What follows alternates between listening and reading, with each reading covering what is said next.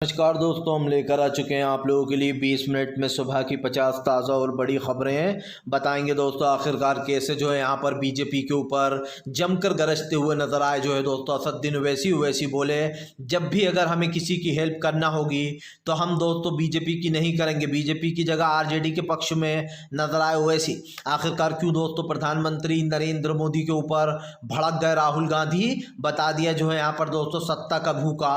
और क्यों किसानों का रास्ता रोकना बीजेपी को पड़ा भारी। राकेश टिकैत बोले तोड़ दी जाएंगी बैरिकेडिंग, रास्ते साफ कर दिए जाएंगे अगर हमारे रास्ते रोके गए तो। वहीं पर मोदी सरकार की बढ़ गई मुश्किलें दोस्तों, बिहार में हो गया खेल बीजेपी के साथ। बताएंगे क्या कुछ हुआ है, तमाम मुद्दों पर बात। लेकिन उससे पहले अगर आपने अब तक हमारे चैनल को सब्सक्राइब नहीं किया है तो जल्दी से कर लीजिए। पास में घंटी आएगी दोस्तों, इसको भी दबाइए ताकि हमारे हर वीडियो की अपडेट आपको मिल पाए। दरअसल दोस्तों आपको बताते चले, भारतीय जनता पार्टी के ऊपर जमकर गरजे असदुद्दीन ओवैसी। ओवैसी बोले जब भी अगर हमें किसी की मदद करना होगी तो हम एक ऐसे इंसान की कर देंगे जिसने हमें धोखा दिया, लेकिन हम बीजेपी की मदद कभी नहीं करेंगे। दरअसल कल जितने भी एमआई के नेता थे उन लोगों ने कहा कि वो आरजेडी के पक्ष में अगर मौका मिला तो वो आरजेडी का साथ देंगे। उन्होंने साफ कर दिया था कि फ़िलहाल किसी एक को खास करके दोस्तों टारगेट करने के लिए, यानी कि बीजेपी को हराने के लिए अगर हमें एक ऐसे इंसान का भी साथ देना पड़ा जिसने हमारे 3 विधायक खरीद लिए, मतलब अपनी पार्टी में ले लिए थे, तेजस्वी, जब भी हम उन्हीं का साथ देंगे। क्योंकि दोस्तों बीजेपी देश में नफरत फैला रही है और एमआई ने कहा कि हमारा स्टैंड साफ है, अगर हमारी ज़रूरत पड़ी तो हम आरजेडी का साथ देंगे। कल जब तमाम नेता ओवैसी के आरजेडी के साथ खड़े हो गए थे, उसके बाद बीजेपी के साथ बड़ा गेम हो गया था। लेकिन एक चीज़ तो साफ थी कि यहाँ पर बीजेपी को एक बड़ा झटका लगा, क्योंकि दोस्तों कल तेजस्वी ने नीतीश कुमार का असली रूप सबको बता दिया, पूरे बिहार को, कि नीतीश कुमार क्या है। आपको बताते चले दोस्तों, फिलहाल एक बार फिर से किसान और सरकार के बीच की जंग हुई तेज। जी हाँ, आज दोस्तों पूरे के पूरे किसान पूरे ट्रैक्टरों के साथ उतर गए दोस्तों जंग के मैदान में। उनको रोकने के लिए कीलें लगाई गई, बैरिकेडिंग लगाई गई हैं, बड़ी बड़ी दीवारें उठा दी गई हैं। सिंधु बॉर्डर पर दोस्तों इंटरनेट बंद कर दिया गया है। हरियाणा की सरकार डरा रही है कि यहाँ पर जो भी शामिल होगा इस आंदोलन में, हम जो है उसके ट्रैक्टर छीन लेंगे, पासपोर्ट जब्त कर देंगे और तमाम चीज़ें। लेकिन किसान मानने को तैयार नहीं है। सीधी सी बात यह है दोस्तों, किसानों ने भी जंग का ऐलान कर दिया। किसान भी उतर पड़े हैं इस सरकार के खिलाफ।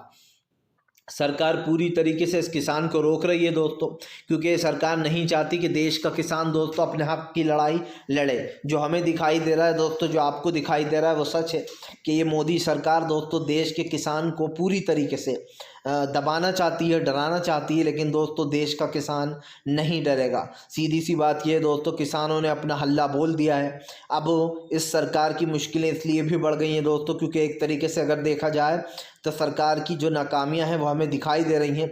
और किसानों से उलझना दोस्तों इस सरकार को सबसे भारी पड़ेगा, क्योंकि इन किसानों के लिए बैरिकेडिंग वगैरह ऐसे लगाई गई हैं मानो ये किसान ना हो दोस्तों आतंकवादी हो। आप समझिए, उनको डराया और धमकाया जा रहा है। और ये साफ दिखाई देता है दोस्तों कि फ़िलहाल उनको डराने धमकाने के चक्कर में काफ़ी कुछ चीज़ें जो है यहाँ पर बदल चुकी हैं। आपको बताते चले दोस्तों, प्रधानमंत्री नरेंद्र मोदी के ऊपर जमकर भड़के राहुल गांधी। कहा बीजेपी सिर्फ सत्ता की भूखी है, वो सत्ता के लिए देश में नफरत फैला रही है, देश के लोगों को आपस में ही लड़वा रही है। दरअसल राहुल गांधी ने कहा कि चाहे जितनी भी बैरिकेडिंग लगा ले, चाहे जितना भी कुछ कर ले, इन लोगों का 2 काम है, एक किसानों को परेशान करना, दूसरा जनता को हिंदू मुसलमान में उलझा कर रखना। राहुल गांधी ने कहा कि आज देश का कोई वर्ग बीजेपी से खुश नहीं है।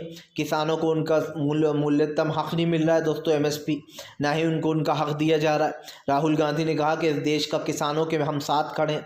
उन्होंने कहा हम देश को नफरत में नहीं ढलने देंगे, हम तमाम उन समाज के साथ हैं दोस्तों, तमाम देश के साथ हैं और हम मोहब्बत की दुकान खोलेंगे। राहुल ने साफ कर दिया कि बीजेपी सिर्फ सत्ता की भूखी है और वह सत्ता की प्यास के लिए दोस्तों कुछ भी कर सकती है। इस बात को तो खैर झुटलाया नहीं जा सकता दोस्तों। जो हो रहा है वो आप और हम बखूब देख रहे हैं कि बीजेपी बार बार बड़े बड़े दावे करती है, लेकिन उस दावे की दोस्तों सच्चाई क्या है, उसका सच है क्या। आप समझिए, सरकार की जो नीतियां हैं या फिर दोस्तों ये सरकार जो दावे कर रही है कि हम ये कर रहे हैं वो कर रहे हैं, क्या दोस्तों ये वाकई में कुछ हो रहा है ऐसा? क्योंकि हमें तो दिखाई नहीं दे रहा।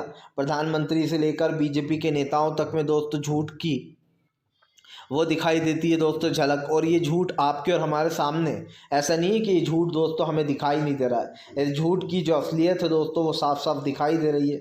और प्रधानमंत्री चाहे कुछ भी कर लें, कितने बड़े बड़े दावे कर लें दोस्तों, लेकिन सच्चाई यही रहेगी जो इस वक्त है। इसीलिए कहीं ना कहीं राहुल के इस ऐलान से बीजेपी में डर है। आपको बता दें चले दोस्तों, हमास इजराइल की जंग के बीच में एक बार फिर से दोस्तों हिजबुल्लाह ने बरसाए इजराइल के ऊपर रॉकेट, कर दिए ताबड़तोड़ हमले। दरअसल आपको बता दें चले दोस्तों, हिजबुल्लाह ने एक बार फिर से इजराइल के ऊपर कई रॉकेट दाग दिए हैं। हिजबुल्लाह और इजराइल के बीच की दोस्तों ये लड़ाई काफ़ी आगे जाती जा रही है। साफ दिखाई दे रहा है कि हिजबुल्लाह इजराइल के सामने दोस्तों पूरी तरीके से ध्वस्त हो चुका है। दरअसल जिस तरीके से दोस्तों हमास इजराइल के बीच की ये जंग है, ये काफ़ी आगे बढ़ चुकी है। इससे एक चीज़ तो सामने आ रही है कि फ़िलहाल इजराइल और हमास के बीच की ये जंग काफ़ी अलग उस पर निकल चुकी है दोस्तों। लेकिन हमने एक चीज़ को नोटिस किया कि यहाँ पर दोस्तों ये जो भी चीज़ें हो रही हैं उसमें कहीं ना कहीं अब बड़ी गलती दिखाई दे रही है इजराइल की, क्योंकि इजराइल ने हिजबुल्लाह से पंगा लेकर अपनी ज़िंदगी की सबसे बड़ी गलती कर दी है। जहाँ पर एक चीज़ तो साफ़ हो जाती है दोस्तों कि हिजबुल्लाह और इजराइल के बीच की जंग काफ़ी आगे जाती जा रही है। आपको बता दें चलें, हिजबुल्लाह ने काफ़ी कुछ कर दिया और यहाँ पर हिजबुल्लाह की मुश्किलें दोस्तों अब फिर से आगे बढ़ चुकी हैं, क्योंकि इजराइल और हिजबुल्लाह दोस्तों पूरी तरीके से एक दूसरे के ऊपर हमलावर हो गए। लेकिन हमने एक चीज़ को नोटिस किया कि यहाँ पर दोस्तों हिजबुल्लाह की जो मुश्किलें हैं अब बढ़ने वाली हैं। आपको बताते चले दोस्तों, बिहार में आरजेडी और जेडीयू के नेता भिड़े सड़कों पर, जमकर हुआ हंगामा। दरअसल दोस्तों आपको बताते चले, फ्लोर टेस्ट के बाद जमकर हंगामा हो रहा है। आपको बताते चले बिहार में बीजेपी और दोस्तों जेडीयू दोनों ही बेकल हैं, क्योंकि इनके पास ज़्यादा विधायक नहीं है कि ये ज़्यादा दिन तक अपनी, आप समझिए, सरकार चला सकते थे। ये तो पहले ही डिसाइड हो गया था, क्योंकि आपको बताते चले बीजेपी और नीतीश मिलकर भी कमज़ोर ही रहे दोस्तों। जबकि तेजस्वी यादव के 2 विधायकों ने अपना पाला बदल दिया था, उसके बाद भी दोस्तों तेजस्वी मजबूत दिखाई दिए। लेकिन बात सिर्फ ये नहीं है दोस्तों, अब ये सब कुछ बिहार में कार्यक्रम होने के बाद जेडीयू और आरजेडी के विधायक आपस में ही भिड़ रहे हैं सड़कों पर। आपको बताते चले, दरअसल बीजेपी को दोस्तों इस बात का डर है कि भैया बिहार में जो खेल हुआ है अभी, क्योंकि जब तेजस्वी यादव के साथ दोस्तों जीतन राम मांझी पहुँचे, उसके बाद ही बिहार में बड़ा गेम हो गया था दोस्तों। साफ दिखाई दे रहा था दोस्तों कि फ़िलहाल जिस तरीके से जीतन राम मांझी ने बीजेपी का फ़ोन नहीं उठाया था और वो कहीं ना कहीं दोस्तों बीजेपी के ख़िलाफ़ थे, उससे कहीं ना कहीं ये साफ पता चल गया था दोस्तों कि बीजेपी को एक बड़ा झटका लगने वाला है। और जीतन राम मांझी के उनके साथ जाने के बाद तो और भी बीजेपी को डर लगने लगा था। जब दूसरों की सत्ता गिराते हैं दोस्तों तब तो डर नहीं लगता, लेकिन इसी बात से डर लगने लगा था कि हमारी सत्ता हाथ से जा रही है। तो अब आप समझ सकते हैं कि जेडीयू का आने वाला भविष्य क्या है। नीतीश कुमार को दोस्तों लोगों ने पलटू राम चचा का वो तो दे ही दिया टेक। अब सब लोग जान चुके हैं कि नीतीश कुमार की राजनीति में कोई दम नहीं है।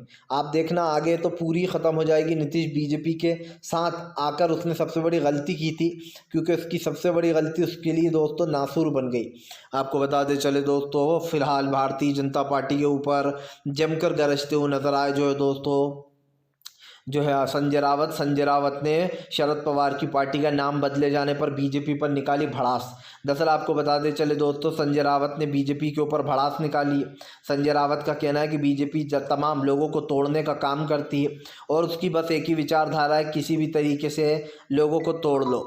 दरअसल दोस्तों आपको बताते चलें, फ़िलहाल एक बार साफ दिखाई दे रही है कि बीजेपी जिस तरीके से लोगों को तोड़ने का काम कर रही है दोस्तों, और बीजेपी जिस तरीके से इन लोगों को एक के बाद एक दोस्तों तोड़ रही है, उससे एक चीज़ तो साफ़ हो जाती है कि फ़िलहाल तमाम विपक्ष के नेताओं को डराया और धमकाया जाता है और उनको कहीं ना कहीं जो है यहाँ पर वो किया जाता है बंद। तो कम से कम दोस्तों ये तो साफ दिखाई देता है कि बीजेपी तमाम तरह की चीज़ें चल रही हैं और बीजेपी जो है वो लोगों को डराने धमकाने का काम करती है। लेकिन बिहार की राजनीति जो है दोस्तों साफ दिखाई दे रही है कि यहाँ पर काफ़ी बड़े बदलाव हो चुके हैं।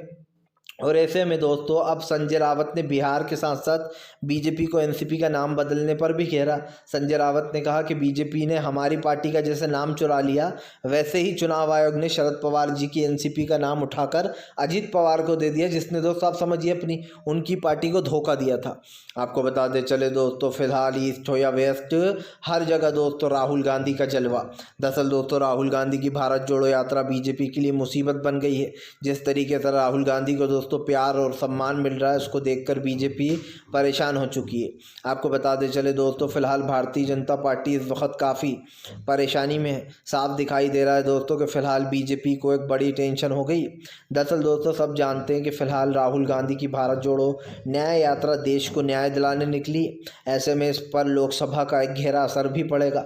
और सबसे बड़ी बात यह कि राहुल गांधी ने किसानों के ऊपर हो रहा अत्याचार को लेकर कह दिया कि किसानों को न्याय हम ही देंगे, कांग्रेस ही देगी, उखाड़ फेंको इन्हें दिल्ली से, हम देंगे आपको एमएसपी, हम आपको एमएसपी की गारंटी भी देंगे और एमएसपी देंगे।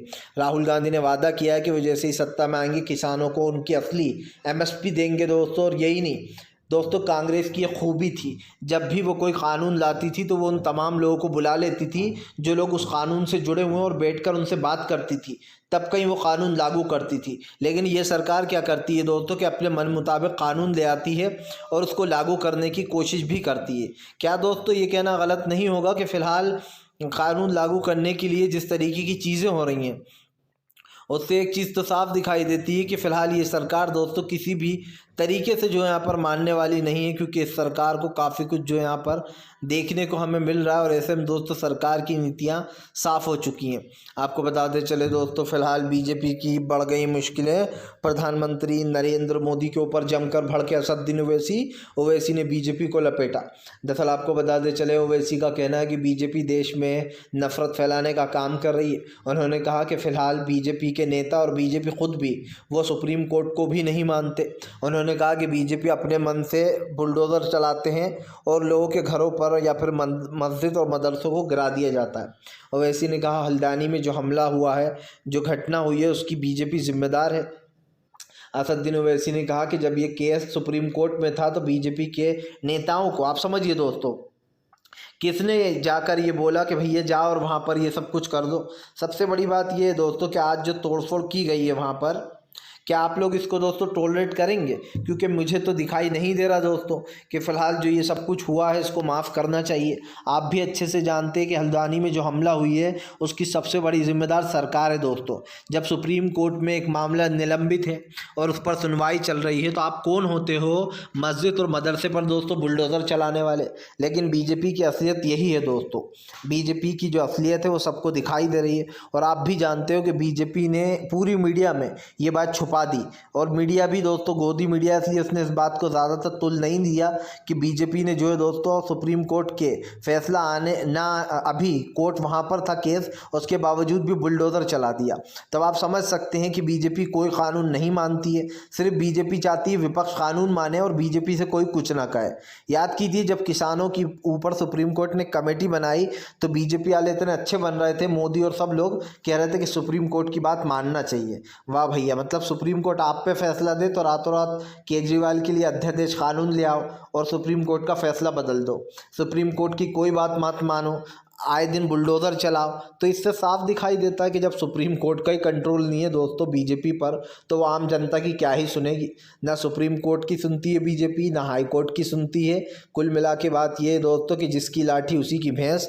अभी तो ये समझ लीजिए दोस्तों कि सुप्रीम कोर्ट और हाई कोर्ट में भी कुछ नहीं होने वाला है। जब तक बीजेपी दोस्तों इन संस्थानों पर अपना कब्जा जमा कर रखेगी तब तक न्याय को तो भूल ही जाए विपक्ष, क्योंकि विपक्ष को न्याय मिलना नामुमकिन है दोस्तों, मुश्किल ही नहीं नामुमकिन है। आपको बताते चले दोस्तों, फिलहाल एक बार फिर से जो है यहाँ पर ममता बनर्जी ने बीजेपी के ऊपर निकाली भड़ास। कहा विधानसभा में हंगामा कर कर बीजेपी क्या साबित करना चाहती है। दरअसल आपको बताते चले दोस्तों, विधानसभा में जमकर हंगामा हुआ। ममता बनर्जी ने बीजेपी के विधायकों को खूब खरी खोटी सुनाई। आपको बताते चले शुभेंदु अधिकारी समेत बीजेपी के नेताओं ने विधानसभा में जाकर जमकर हंगामा किया, जिसके बाद ममता बनर्जी ने उन लोग को घेर लिया। ममता बनर्जी ने कहा कि फ़िलहाल बीजेपी जिस तरीके की चीज़ें कर रही है उसको लेकर कहीं ना कहीं दोस्तों उन्होंने भड़ास भी निकाली। सीधी सी बात ये है दोस्तों कि फ़िलहाल इस वक्त जो है यहाँ पर ममता बनर्जी ने काफ़ी कुछ बोला है, लेकिन सवाल सिर्फ इतना सा नहीं है दोस्तों।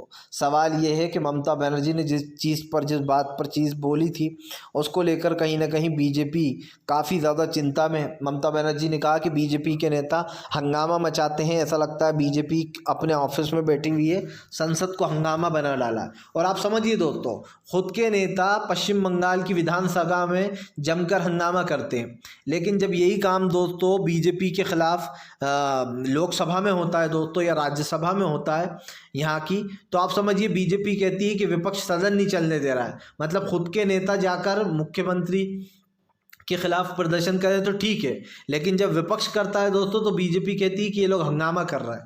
जबकि बीजेपी के खुद के नेता ही सदन नहीं चलने देते हैं दोस्तों, चाहे वो बंगाल का सदन हो या बिहार का सदन हो।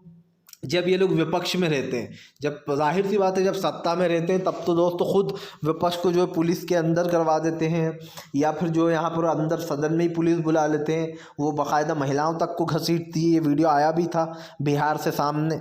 उस दौरान जो है बीजेपी और नीतीश तब भी मिले जुले थे। लेकिन एक चीज़ तो साफ है, यहाँ पर बीजेपी की जो असलियत है दोस्तों वो साफ दिखाई देती है कि बीजेपी किस विचारधारा से काम कर रही है। आपको बताते चले दोस्तों, रॉकेट टिकट का बड़ा ऐलान। टिकट बोले जितनी कीलें बिछानी है बिछा लो, जितने बैरिकेडिंग लगाना है लगा लो, हम डरने वाले नहीं हैं। दरअसल दोस्तों आपको बताते चलें, फ़िलहाल जाहिर सी बात है कि फ़िलहाल इस वक्त दोस्तों जो है तमाम चीज़ें दिखाई दे रही हैं। और ऐसे में दोस्तों जाहिर सी बात है बीजेपी और नीतीश में दोस्तों पूरी तरीके से गेम उलट पड़ गया है। लेकिन एक चीज़ तो साफ़ है दोस्तों कि भारतीय जनता पार्टी पूरी तरीके से जो है यहाँ पर गेम ओवर हो चुका है। ये सच्चाई दोस्तों साफ दिखाई दे रही है कि आखिरकार कौन सी राजनीति पर बीजेपी काम करती है। तो तमाम इन चीज़ों पर दोस्तों बवाल मचा हुआ है, जहाँ पर रॉकेट टिकट ने साफ कर दिया है कि ये लोग चाहे कुछ भी करें लेकिन हम डरने वाले नहीं हैं। रॉकेट टिकट ने कहा कि अगर हमें जाना है तो हम जाकर रहेंगे। और दोस्तों ये तो साफ हो जाता है कि फ़िलहाल अब गेम पलटने वाला है, क्योंकि काफ़ी चीज़ें जो है दोस्तों वो आपके हिसाब से हो रही हैं। आपको बताते चले दोस्तों, प्रधानमंत्री नरेंद्र मोदी के ऊपर जमकर भड़कते हुए नजर आए दोस्तों जो है राहुल गांधी ने बीजेपी को जमकर लपेटा। जी हाँ, दरअसल दोस्तों आपको बताते चले राहुल गांधी ने बीजेपी को जमकर लपेटा है। राहुल गांधी ने कहा कि बीजेपी सिर्फ बेईमानी से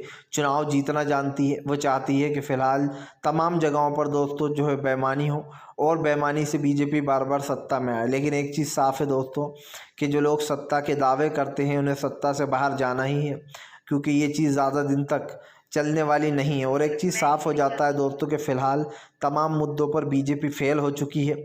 और जो हुआ है दोस्तों वो भी साफ दिखाई दे रहा है, और जो आगे होने वाला है वो भी साफ दिखाई देगा। तो कम से कम दोस्तों बीजेपी अपने तरीके से साफ दिखाई देता है कि फ़िलहाल बीजेपी का गेम जो है वो चेंज होने वाला है। तो कम से कम अब बीजेपी को ये सोचना होगा दोस्तों कि आगे क्या होगा। आपको बताते चले दोस्तों, प्रधानमंत्री नरेंद्र मोदी के ऊपर जमकर भड़कते हुए नजर आए जो है दोस्तों मल्लिकार्जुन खड़गे बोले बीजेपी पूरी तरीके से साफ हो जाएगी देश से, देश का किसान बीजेपी को माफ़ नहीं करेगा।